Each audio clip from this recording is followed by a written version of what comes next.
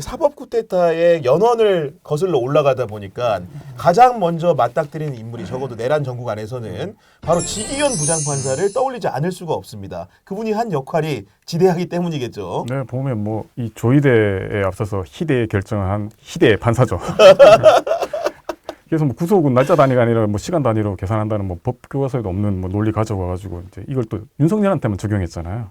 그래서 구속 취소했고 여기에 맞춘 듯이 뭐 심우정 검찰총장이 이제 즉시 안고 포기하고 그 위에 뭐 윤석열이 어떤 짓을 했는지는 뭐 다 아시는 얘기인데 뭐 네. 관저에서 있으면서 뭐 아스팔트 난동 붙이고 파면된 뒤에도 뭐 지금 뭐 버젓이 뭐 보리밥 먹으러 다니고 그다음 무슨 뭐 한강에서 개 데리고 산책하고 이게 진짜 대한민국 자유로운 나라예요 보면.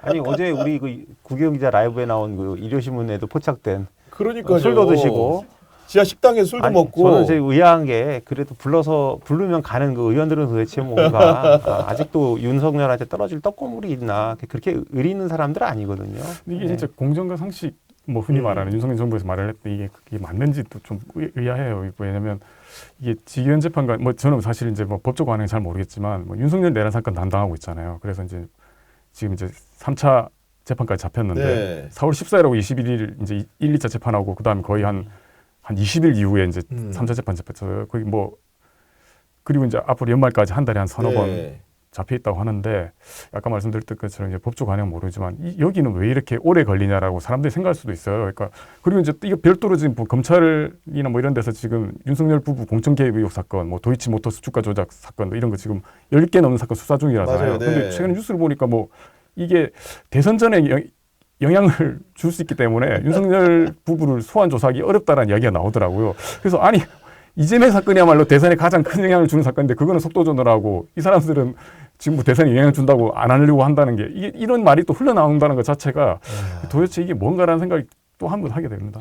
아니 그리고 저도 이제 법조 출입을 해봅니다만은 사실은 윤석열 측에서 구속 취소라는 제도를 활용한다고 했을 때 정말 코웃음을 쳤어요. 왜냐하면 저도 꽤나 그 서초동에 오래 있었는데 피의자 중에 구속된 사람 중에 구속을 취소해달라고 한 사람을 본 적이 없어요. 왜냐하면 사실 사문화된 제도라고 여겨왔었고 어떤 경우에 그러면 구속이 풀려나느냐 구속 상태에서 대체로 몸이 많이 아파가지고 집행정지 신청을 합니다. 그런 경우에도 굉장히 희박한 확률로 풀어주는데 구속이 잘못됐다고 취소를 청구하는 사람은 정말로 근래에 본 사람이 없거든요. 근데 그 제도를 활용해서 풀어준 판사 도대체 어떤 심산으로 풀어줬는가 그런 제도의 이용의 희박성을 분명히 잘 이해하고 있을 텐데 그럼에도 불구하고 왜 풀어줬는가 의심이 갈 수밖에 없었습니다.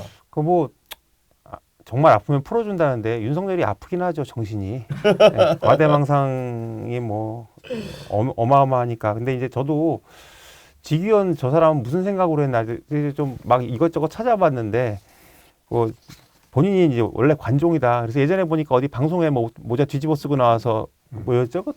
무슨 퀴즈 프로그램인가 나오기도 했고 그다음에 원래 튀고 스포트라이트 받는 거 되게 좋아한답니다. 그래서 이제 이런 짓거리를 벌였다. 근데 본인도 하도 욕을 먹어서 이제 움찔하고 있다. 요즘은 그런 얘기를 했어요. 그래서 그런데 이제 조이대 사건을 보면서 이거는 얘가 단순히 튀는 성격에서 시작된 게 아니라 누군가 이렇게 교감하에 조이대와 교감이든 누구와의 교감이든 법원 내부의 광범위한 반 이재명 세력과의 교감이든 해서 자기가 먼저 그냥 총대를 맨 게 아닌가 시작을 그런 생각을 하게 됩니다.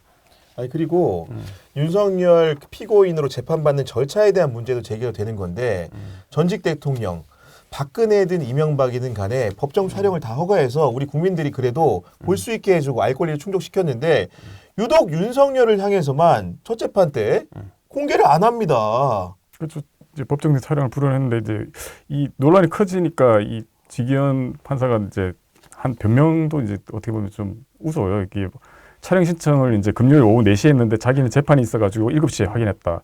근데 이 재판이 그냥 뭐 일반 합법 재판도 아니잖아요. 그러니까요. 네. 전 국민의 관심이 쏠려 있는데 이걸 확인을 안 했다는 것도 이해가 안 되고 자기 재판하느라 신청 못 하는 걸 몰랐다는 것도 이 말이 안 된다고 생각하고요. 그리고 이제 그 이후에도 뭐 윤석열 모두 준수라는 거 79분 하는 거 그대로 허용하고 그다음 피고인석이 아닌 뭐 변호사들하고 둘째 줄에 뒷줄에 앉고 네. 이게 보면 이제 박근혜, 이명박, 전두환, 노태우 모두 첫째 줄에 앉았잖아요. 물론 이제 뭐 이게 뭐 크게 뭐 법적으로 뭐 문제가 있는 건 아닌 것 같은데 이게 어떻게 보면 이 판사의 재량 하에 있는 거잖아요.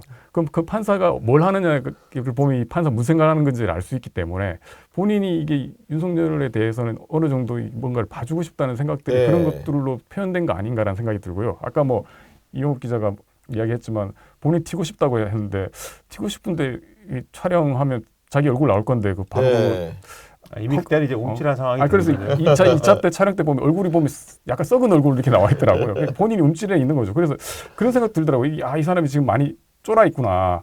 그래서 근데 이제 이분이 이제 지금 계속 눈치를 보고 있으니까 앞으로 이제 이제 윤석열 내란 재판 계속 될 건데 뭐 그런 얘기도 있더라고요. 계속 눈치 보다가 대충 뭐 증인 참고인 많이 불러가지고 재판 미루다가 2, 3월에 이제 내년 2, 3월 법원 정기 인사했을 때 이제 뭐 손 떨고 나간다. 네, 그런 예. 얘기도 있더라고요. 아니 왜냐면은 아까 말씀하신 것처럼 사실은 내란 재판은 너무나 중요하지 않습니까? 우리 역사상의 길이 남을 재판이기 때문에 사실은 기일도 더 많이 잡아가지고 집중적으로 심리를 해야 됩니다. 지금 보면은 수사 기록도 너무나 많고 증인도 그렇게 많다는 거 아닙니까? 통상적으로 이런 중요한 사건들은 법원이 판단만 내린다면 재판부가 판단만 내린다면 일주일에 2번, 3번을 할 수도 있는 거예요. 근데 보면은 일주일에 한 번도 안 해. 내가 보니까. 그래서 저는 뭐 이게 절차적인 거 뭐 또 이제 말씀을 하셨지만 이 지규현이라는 사람이 하나를 분명히 알아야 될 거라고 생각해요. 고법도 처음에 제가 보기에는 조희대가 글로 내려보냈을 때는 제가 내 말 잘 듣는 애들이라고 생각하고 내려보내지 않았을까. 근데 고법이 주춤한 거는 야 진짜 이게 민심이 무섭구나 해서 그런 게 아닐까 하는 그런 제가 생각을 해보거든요. 그럼 지금 지규현도 지금 여기서 느끼는 게 있어야 된다. 뭐냐면 본인이 이제 그 윤석열 구속 취소라는 아주 해괴한 결정을 내렸잖아요. 그래서 아마 길에서 얼굴 들고 다니기가 어려울 거예요. 온 국민이 다 알고 있기 때문에. 그래서 네가 앞으로 재판 과정에서 이걸 만회를 못하면 윤석열을 당장 구속을 하든 아니면 뭐 네. 사형을 때리든 이거 하지 않으면 너는 평생 이제 한국에서 못 산다. 윤석열을 풀어준 정신 나간 판사, 뒤가구린 판사 이런 네. 낙인 못 벗고 여기서 과연 네가 살 수 있을지 생각을 해보고 이걸 명심하고 앞으로는 좀 공명정대하고 상한의 심각성을 인식을 하고 재판을 진행하길 바란다. 이렇게 말하고 싶습니다. 그리고 이제 이게 지기현의 결정은 이건 아니지만은 사실 이재명은 기본 이재명 후보 같은 경우에 재판을 가게 되면 늘 하는 의례적인 행사가 있죠. 차에서 내립니다. 기자들이 마이크를 들고 와요.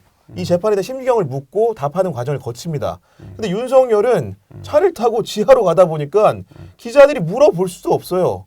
이런 것들이 국민들이 보면서 형평성의 문제, 이걸 특혜의 문제라고 받아들이지 않겠습니까?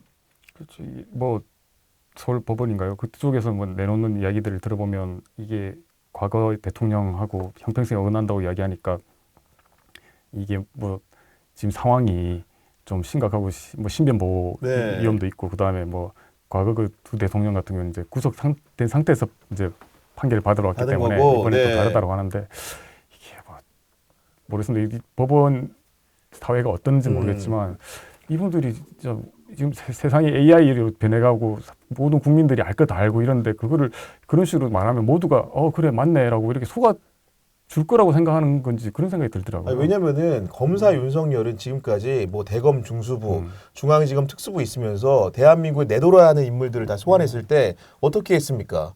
검찰청 앞에다 포토라인 만들고 기자들 질의응답 받게 했잖아. 근데 정작 자기는 들어갈 때 뒷문으로 들어가고 법원 갈 때도 피고인 신분인데도 기자들을 피한다? 이거 어떻게 느끼겠습니까? 국민을 개돼지로 하는 거고 국민을 우습게 보는 거고 자기가 지금 엄청난 그 죄를 짓고 벌을 받고 있다는 것 자체를 아직도 망각하고 있는 것이 아닌가. 그러니까 밤에 술을 곱게 자시고 다니고 있지요. 그리고 뭐 이런 좀 생각도 해봤어요. 우리가 내란범이 계산책 시키고 술 먹으러 다닌다. 네. 이거 좀 얘기해서 어긋나는 건데 집에서 쫓겨난 게 아닌가. 너 때문에 내가 지금 어떻게 됐냐. 그러면서 그러니까 계속 이제 사람들을 부르는 겁니다. 야, 네. 너 나 좀 와서 위로해줘. 그런데 그것도 아마 이제 조만간 끝나지 않을까. 그러니까 대통령 시절에 안가사주 유행한 거 거의 비슷한 상황인데. 안 가는 술 먹기 좋잖아요. 눈치 안 보고 네. 어떻게 개조했는지 좀 그거 한번 열어보면 굉장히 재밌을 것 같아요. 그러니까요. 예. 네.